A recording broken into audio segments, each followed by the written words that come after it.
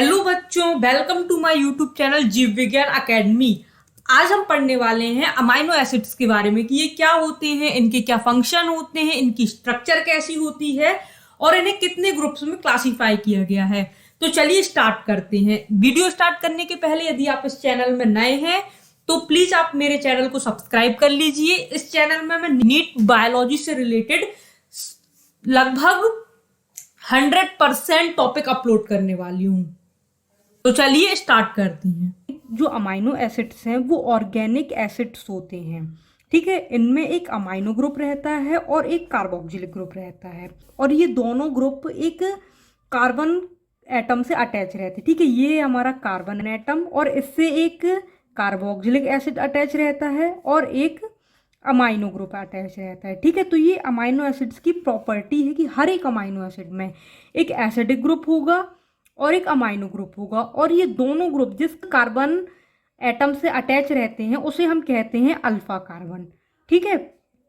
अब चूंकि इसमें दोनों ग्रुप हैं, ये एसिडिक नेचर का हो, अब जो कार्बोक्सिलिक एसिड है वो अमाइनो एसिड को एसिडिक नेचर प्रोवाइड करता है, और जो अमाइनो ग्रुप है वो अमाइनो एसिड को बेसिक नेचर प्रोवाइड करता है। एसिडिक नेचर के कारण ये H+ आयंस को डोनेट कर सकते हैं सॉल्यूशन में, और अमाइनो ग्रुप के कारण ये सॉल्यूशन में H+ आयंस को एक्सेप्ट कर सकते हैं।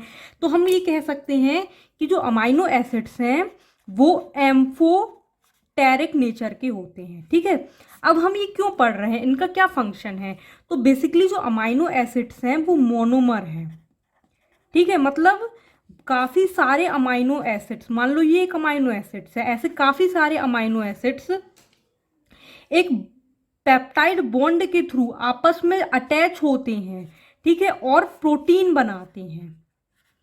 मतलब ये बिल्डिंग ब्लॉक्स हैं प्रोटीन के, ठीक है, इनसे प्रोटीन बनती है।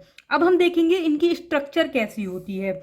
जो अमाइनो एसिड्स है ना बच्चों, वो सब्स्टिट्यूटेड मीथेन है। मतलब ऐसा माना जाता है कि ये मीथेन से ही बने हैं। मीथेन में क्या रहता है, एक कार्बन एटम रहता है और वो चारों तरफ से, कार्बन की 4 वैलेंसी होती है, तो ये चारों तरफ से इसमें 4 हाइड्रोजन एटम ऐसे अटैच रहते हैं, ठीक है। जबकि अमाइनो एसिड्स में क्या होता है, ये चारों हाइड्रोजन एटम सब्स्टिट्यूटेड हो जाते हैं, ठीक है। मान लो ये हम बना रहे एक अमाइनो एसिड, ये हो गया इसका अल्फा कार्बन। एक तो हमने बताया कि यहाँ पे एक एसिडिक ग्रुप रहेगा, तो एक हाइड्रोजन की जगह एसिडिक ग्रुप आ गया, दूसरे हाइड्रोजन की जगह यहाँ पे अमाइनो ग्रुप आ गया, ठीक है। तीसरे हाइड्रोजन की जगह क्या हो जाएगा, आर ग्रुप आ जाएगा, और चौथे हाइड्रोजन की जगह हाइड्रोजन ही रहेगा। तो है ना ये एक मीथेन, लग रहा है ना कि ये एक सब्स्टिट्यूटेड मीथेन ही है, ठीक है। अब हम देखेंगे कि पीएच का अमाइनो एसिड की स्ट्रक्चर पर क्या इफेक्ट होता है। हमने देखा कि जो अमाइनो एसिड है इसमें amino group and carboxylic group एक अल्फा कार्बन से अटैच रहते हैं, ठीक है। इसमें आर ग्रुप रहता है और हाइड्रोजन ग्रुप रहता है। लेकिन अमाइनो एसिड कभी भी बिना चार्ज के नहीं होता, ये हमेशा चार्ज रहता है। जो COH ग्रुप है और जो NH2 ग्रुप है वो ऑलवेज चार्ज रहते हैं, ठीक है। यदि हम इस अमाइनो एसिड्स को एक सॉल्यूशन में डाल देंगे जिसका pH कितना है, इसका pH है 7, ठीक है, न्यूट्रल pH, जैसे हमारा ब्लड का pH होता है 7.4, ये एक न्यूट्रल pH है। तो हमने डाल दिया तो क्या होगा, जो 7 pH है इस पर OH- ion and H+ ion की जो कंसंट्रेशन है वो इक्वल रहती है, ठीक है। तो इस pH पर क्या होगा, जो हमारा एसिड है उसकी प्रॉपर्टी होती है H+ आयन को डोनेट करने की। तो क्या होगा, जो COH है वो अपना H+ आयन डोनेट कर देगा, जिससे यहाँ क्या बचेगा, COO-, ठीक है। और चूंकि ये क्या है, बेस है, बेस क्या करता है, H+ आयन को एक्सेप्ट करता है सॉल्यूशन में प्रेजेंट।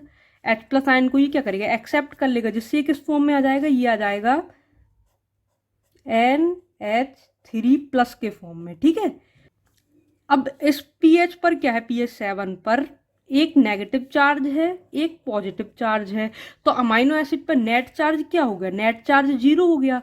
तो ऐसा pH जिस पर अमाइनो एसिड में नेट चार्ज 0 होता है, इस pH को हम कहते हैं आइसो इलेक्ट्रिक pH, ठीक है।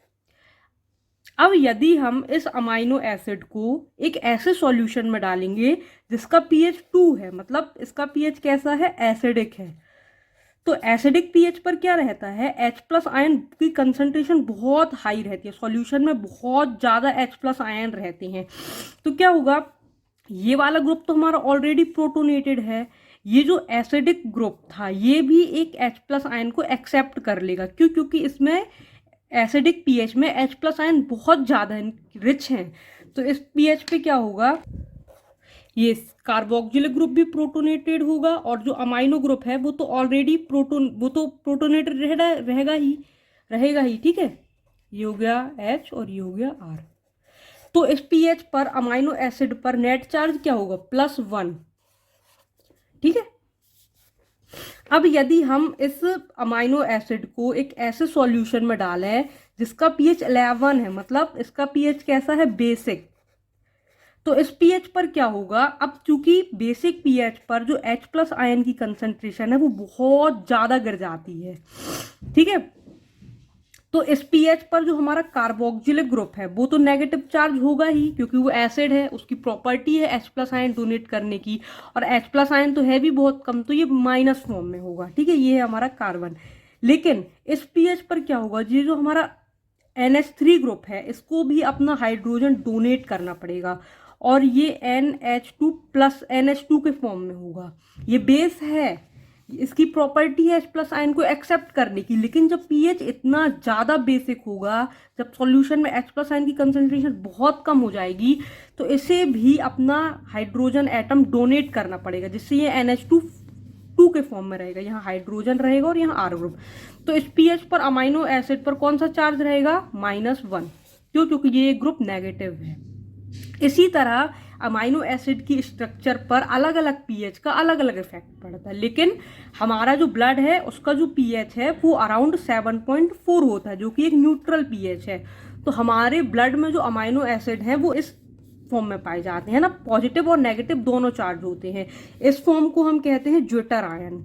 ज्विटर मतलब 2, और आयन 2 आयन है, पॉजिटिव चार्ज भी है नेगेटिव चार्ज भी है। अब नेक्स्ट वीडियो में हम देखेंगे कि R ग्रुप के बेसिस पर अमाइनो एसिड्स कितने टाइप के होते हैं।